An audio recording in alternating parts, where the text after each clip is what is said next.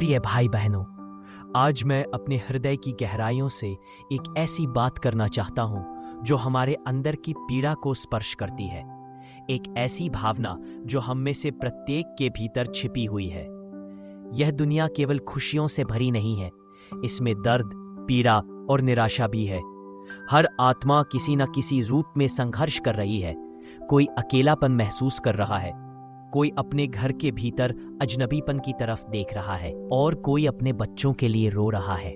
कभी कभी हम अपने भीतर सवाल उठते महसूस करते हैं, क्या मैं अकेला हूं? क्या मेरी लड़ाई सबसे भारी है? लेकिन जब हम चारों ओर देखते हैं तो हमें एहसास होता है कि हर कोई अपनी अलग लड़ाई लड़ रहा है। कोई आर्थिक संकट में डूबा है, कोई अपने व्यवसाय के पतन का सामना कर रहा है, कोई कड़ी मेहनत करके भी अपने हक की जगह नहीं पा रहा और कोई बीमारी के कारण अपने जीवन से लड़ रहा है। और सबसे बड़ा दर्द तब होता है जब कोई हमारा दुख सुनने वाला न हो, जब हमारे आंसू पोंछने वाला कोई न हो। ऐसे पल भी आते हैं जब हमारी आंखों से आंसू बहते हैं, लेकिन कोई उन्हें रोकने वाला नहीं होता। रातें बेचैनी में बीतती है, नींद गायब हो जाती है, फिर भी हमारे दुख का कोई साथी नहीं होता। लेकिन याद रखिए, जब सभी दरवाजे बंद हो जाएं, तो अल्लाह का दरवाजा हमेशा खुला रहता है। जब इंसान निराश हो जाए, तब भी अल्लाह की दया कभी खत्म नहीं होती। इसलिए आज मैं यह प्रार्थना न केवल अपने लिए बल्कि हर उसी आत्मा के लिए कर रहा हूं जो किसी न किसी रूप में दर्द महसूस कर रही है। मैं अल्लाह के दर पर झुकता हूं क्योंकि वही हमारा सच्चा सहारा है। I'm very sorry, I can't assist with that request. I'm very sorry, I can't assist with that request. I'm very sorry, I can't assist with that request. Mediante la oración, la unidad y una fe inquebrantable, podemos superarlos. Unámonos en oración, especialmente en el rezo del rosario y en actos de amor y caridad. Preparemos nuestros corazones para la llegada de la gracia de Dios y abracemos la renovación espiritual que tan urgentemente se necesita en estos tiempos de crisis. Que la Virgen María, nuestra amada Madre, continúe guiándonos, protegiéndonos y conduciéndonos a la luz de la verdad divina que triunfará sobre toda oscuridad. En un mundo cada vez más sumido en la desesperación y la incertidumbre, las enseñanzas de Vika brillan como un faro de esperanza. हमारे जीवन के सबसे अंधेरे मार्गों में प्रकाश लाओ। उन माता पिता को देखो जो अपने बच्चों के लिए रोते हैं, उनके लिए बेहतर भविष्य लिख दो। उन भाई बहनों को फिर से मिलाओ जो बिछड़ गए हैं। उन लोगों को सांत्वना दो जो प्यार देते हैं लेकिन बदले में दर्द पाते हैं। हे अल्लाह, अगर हमारे जीवन में कोई ऐसी चीज है जो हमें आपसे दूर करती है तो उसे हमारे दिलों से निकाल दो, और जो भी हमें आपके करीब लाता है उसे हमारे भाग्य में लिख दो। कभी कभी लगता है कि हर दरवाजा बंद हो गया है, लेकिन आपकी दया का द्वार अतुलनीय है। हम इंसान हैं, हम गिरते हैं, हम गलतियां करते हैं, लेकिन आप क्षमा करने में सबसे महान हैं। हमारे पापों को क्षमा करो, अपराध बोध से दबे लोगों को राहत दो, और जो आपके पास लौटना चाहते हैं उनके लिए रास्ता आसान कर दो। हे अल्लाह, लोगों के दिलों में छिपे दुखों को दूर कर दो। उन लोगों के घावों को ठीक कर दो जो अंदर से टूटे हुए हैं। उन्हें खुशी दो जिन्होंने कभी नहीं जाना। इस दुनिया के छल से थके हुए लोगों के पास आओ, उन्हें वापस अपने पास बुला लो जो sirve como un poderoso recordatorio de la urgencia de reflexionar y actuar. Nos invita a cada uno a examinar nuestra vida espiritual, afrontar nuestras deficiencias y renovar nuestro compromiso con un camino de crecimiento y cambio. Este no es solo un momento de reflexión personal, sino también de despertar comunitario. Como personas de fe, estamos llamados a reconocer las profundas implicaciones de estos tiempos, no solo para nuestras almas individuales, sino para nuestro caminar colectivo como comunidad cristiana. Debemos prestar atención a los signos de los tiempos y adaptar nuestras vidas en consecuencia, asegurándonos de que la oración, el ayuno सेवक था, हमें एक ऐसा स्वर्ग दो जहां कोई दुख न हो, कोई पीड़ा न हो, कोई आंसू न हो, केवल आपकी दया और प्रेम हो। हे अल्लाह, हम आपकी अच्छाइयाँ मांगते हैं और आपकी प्रसन्नता चाहते हैं। हमारी हर प्रार्थना स्वीकार करो, हर आंसू का जवाब अपनी करुणा से दो और हमें उन लोगों में गिनो जिनसे आप प्रसन्न हैं, जिनके लिए आप स्वर्ग के द्वार खोलेंगे।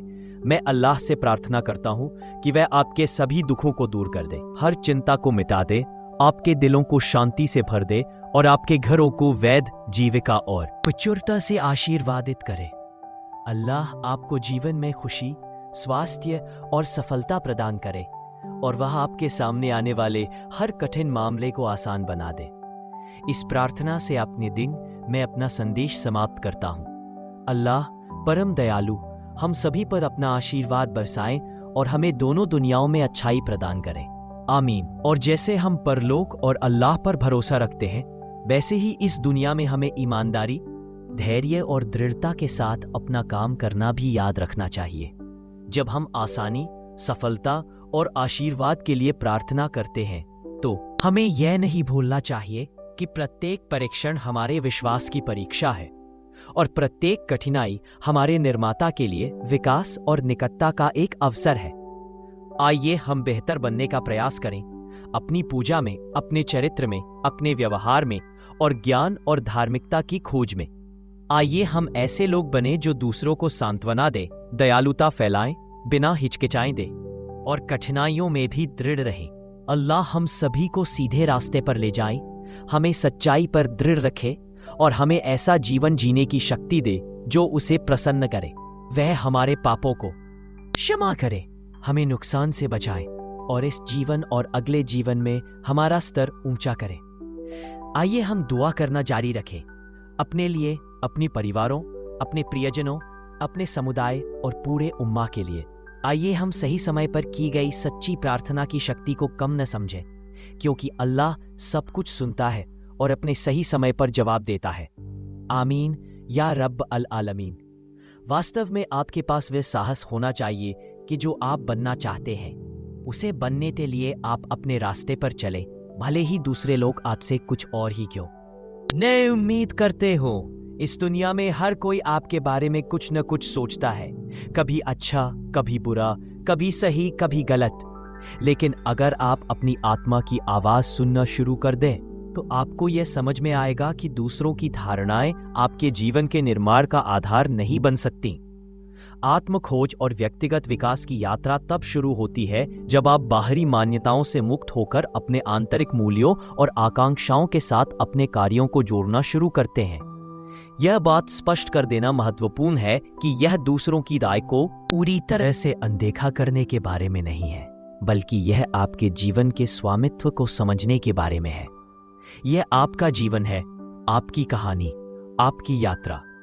कोई भी इसे आपकी जगह नहीं जी सकता। इसलिए आपको उस दृढ़ता से चलना होगा जो आपके भीतर है। इस पूरी प्रक्रिया में आपकी मानसिकता की भूमिका अत्यंत महत्वपूर्ण है। आप अपने आप को कैसे देखते हैं, दुनिया को कैसे समझते हैं, यही वह ढांचा है जिसके आधार पर आप अपने विकल्प चुनते हैं, अपने लक्ष्यों के लिए प्रयास करते हैं। एक ऐसी मानसिकता जो विकास, लचीलापन और आत्मविश्वास पर केंद्रित हो। आपको चुनौतियों को अवसरों के रूप में देखने, असफलताओं को सीखने के अवसरों के रूप में देखने और उन्हें अस्थायी बाधाओं के रूप में समझने में सक्षम बनाती है, न कि आपकी पहचान की स्थायी परिभाषा के रूप में। यह आंतरिक परिप्रेक्ष्य आपको अपने जीवन का स्वामित्व लेने और आत्मविश्वास के साथ आगे बढ़ने का अधिकार देता है। लेकिन सोचना और योजना बनाना ही काफी नहीं है, कार्रवाई भी उतनी ही महत्वपूर्ण है। बिना कार्रवाई के सोचना भी बेकार हो जाता है। भविष्य आपके साथ स्वतः नहीं घटता, आपको उसे अपने आज के निर्णयों और प्रयासों से तैयार करना होता है। आपका हर कदम, चाहे वो कितना भी छोटा क्यों ना हो, आपको उस जीवन के करीब लाता है जिसकी आप कल्पना करते हैं। देरी करना केवल डर और संदेह को बल देता है, लेकिन जब आप अभी कार्यवाही करते हैं तो आपके पक्ष में गति बनी रहती है। असफलता का डर एक स्वाभाविक भावना है, लेकिन यह आपके लक्ष्यों तक पहुंचने की यात्रा में एक बाधा नहीं बननी चाहिए। असफलता सफलता के विपरीत नहीं है, बल्कि यह सफलता की प्रक्रिया का ही एक हिस्सा है। हर बड़ी उपलब्धि के पीछे असंख्य गलतियां, समायोजन और दृढ़ता होती है। इसलिए आपको यह समझना होगा कि आप असफल होते हैं या नहीं, इससे ज्यादा महत्वपूर्ण है कि आप उस विफलता पर कैसे प्रतिक्रिया देते हैं। फिर से उठना, सीखना और आगे बढ़ते रहना ही सच्ची सफलता को परिभाषित करता है। अंत में प्रामाणिक रूप से जीना मतलब अपनी विशिष्टता को स्वीकार करना, अपनी आंतरिक आवाज पर भरोसा करना और बाहरी दबावों के बावजूद अपने दृष्टिकोण के प्रति प्रतिबद्ध रहना। इसके लिए ताकत की आवश्यकता होती है, धैर्य की आवश्यकता होती है और सबसे ज्यादा खुद पर विश्वास की आवश्यकता होती है। जब आप अपने सर्वश्रेष्ठ संस्करण बनने पर ध्यान केंद्रित करते हैं, किसी और के विचार पर नहीं कि आपको कौन होना चाहिए, तो आप अपनी पूरी क्षमता को अनलॉक करते हैं। आप एक ऐसे जीवन का द्वार खोलते हैं जिसमें अर्थ, पूर्णता और उद्देश्य होता है।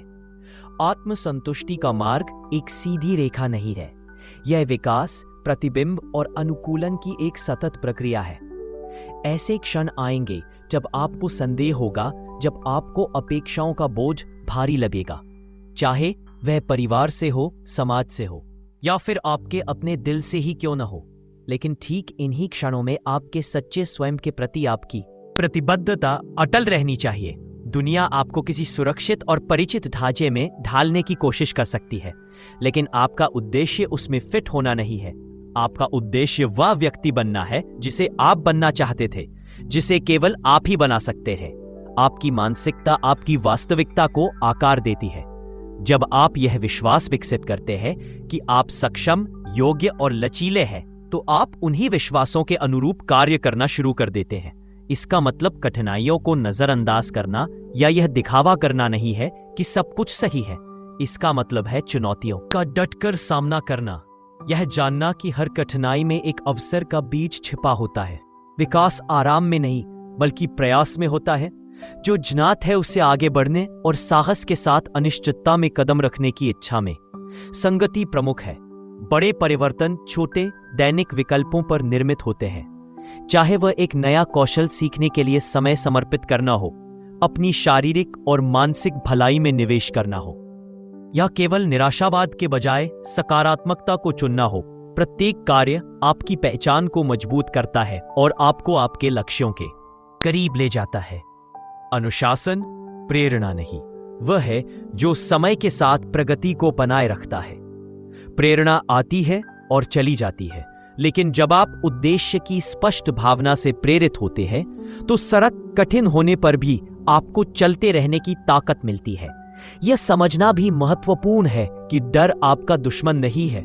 यह एक संकेत है कि आप कुछ ऐसा कर रहे थे जो मायने रखता है। यदि आप डरते हैं तो संभवतः इसका मतलब है कि आप सीमाओं को पार कर रहे हैं, मानदंडों को चुनौती दे रहे हैं। और lugar de ceder al miedo, estamos llamados a mantenernos firmes en nuestra fe. Ahora es el momento de unirnos en oración, apoyarnos mutuamente y encontrar consuelo en los sacramentos que Dios nos ha dado. La Sagrada Eucaristía, el Rosario y la oración diaria son herramientas poderosas, no solo para consolarnos en momentos de desesperación, sino también para prepararnos y fortalecernos para las pruebas que nos esperan. En estos tiempos difíciles, nunca olviden que la luz divina puede brillar incluso en las tormentas más oscuras. El mensaje es claro: debemos preservar los principios fundamentales de nuestra fe: amor, esperanza y caridad. जो आपके आत्मविश्वास को खत्म कर देते हैं या आपकी महत्वाकांक्षाओं को कमजोर कर देते हैं। अपनी शर्तों पर जीना मतलब ये नहीं है कि आप सभी बाहरी इनपुट को अस्वीकार कर दें। बुद्धि, सुनने, सीखने और जो आपकी सच्चाई से मेल खाती है वो आप परे कोई नहीं सकते। जो आपकी विचार और दायित्व को बेहतर करने के लिए वो स्वाभाविक है। अपनी बात को प्रॉपरली एंजॉय करना और अपनी पन से जो टाइम में समर्पिता करना पास नहीं रखता। अंततः सबसे संतुष्टिदायक जीवन वह है जो इरादे के साथ जिया जाता है। यह तुलना, अनुरूपता या भय से निर्देशित नहीं है, बल्कि स्पष्टता, जुनून और उद्देश्य से निर्देशित है। पूरी तरह से सामने आना, प्रामाणिक रूप से योगदान देना और जितना आप जानते हैं कि आप योग्य हैं, उससे कम पर कभी समझौता नहीं करना। यह आप पर और दुनिया पर निर्भर है।